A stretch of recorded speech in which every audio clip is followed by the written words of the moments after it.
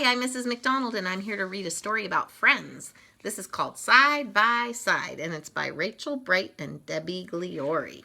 Let's see what happens.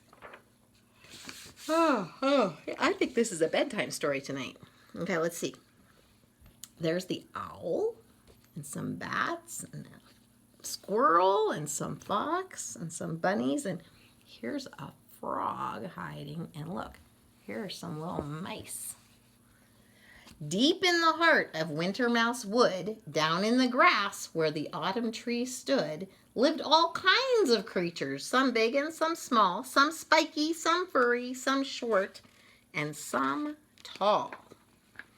And here was a family of mouserly folk who nestled in burrow holes under an oak. See their little house?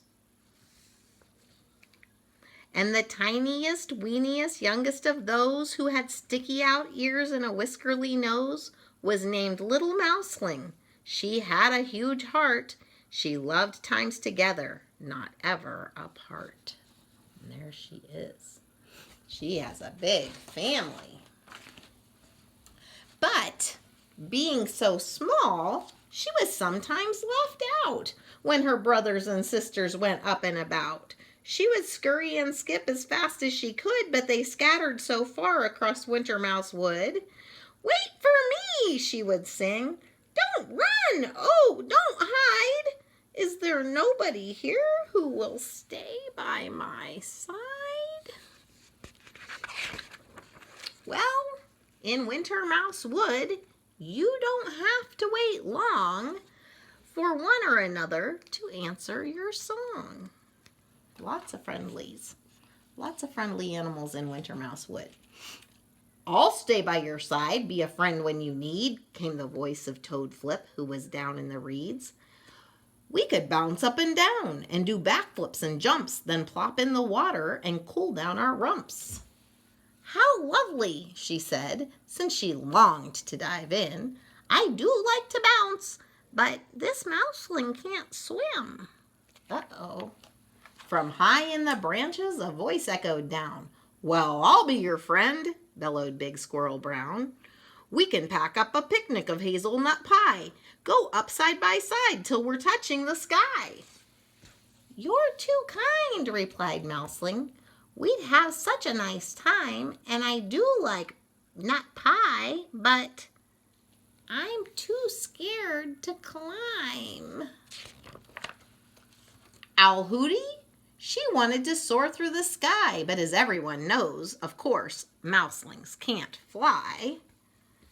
Batty Fangs? He wanted to stay up till dawn, but even the thought of it made Mouseling yawn. She stared at the sky with her eyes big and wide. Would she ever find one who would stay by her side? And as dark came in shadows and rain dropped in drips, this mouseling ran out of her scurries and skips. So she sat very quiet in her silvery fur. No one seemed perfectly matching for her. It seemed in this world she was out on her own. Deep in Winter Mousewood, she felt quite alone. Aw, look, she's crying. But someone had heard her side-by-side song, someone who'd been around all along. He popped up his head from a very small hole, a tiny, full, weeny-miss little black vole. He was awfully quiet and terribly shy, but he couldn't hear Mouserly's tears and stand by. Aww.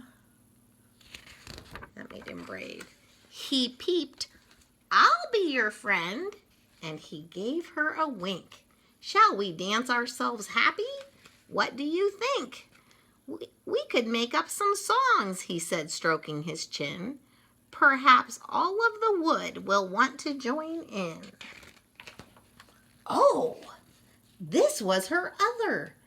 They'd make a great pair. If only she'd noticed he'd always been there.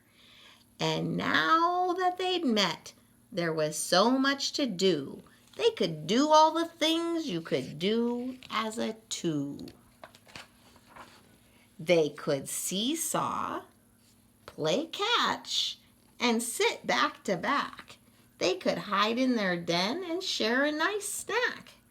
They could sit and hold paws until daylight was gone. Yes, two little tails are much better than one. They were peas in a pod. They were birds of a feather. They were always best friends, whatever the weather. Two wonderful ones had found a forever, and forever is great when you spend it together. And now, side by side, they heard the same tune. So they sang to the stars and they danced to the moon. Yes, deep in the heart of Winter Mousewood, a friend by your side makes life twice as good. And this says, for my side deciders, you make life double wonderful. For near friends, far friends, new friends, old friends, and friends to be. This one's for you with love. It's always great to find a friend that you like to do things with, isn't it? Sounds like they're going to be forever friends, not just side by side, but forever friends. And it's nice to have those, isn't it? Anyhow, I hope you have some good friends. I'll talk to you later. Bye.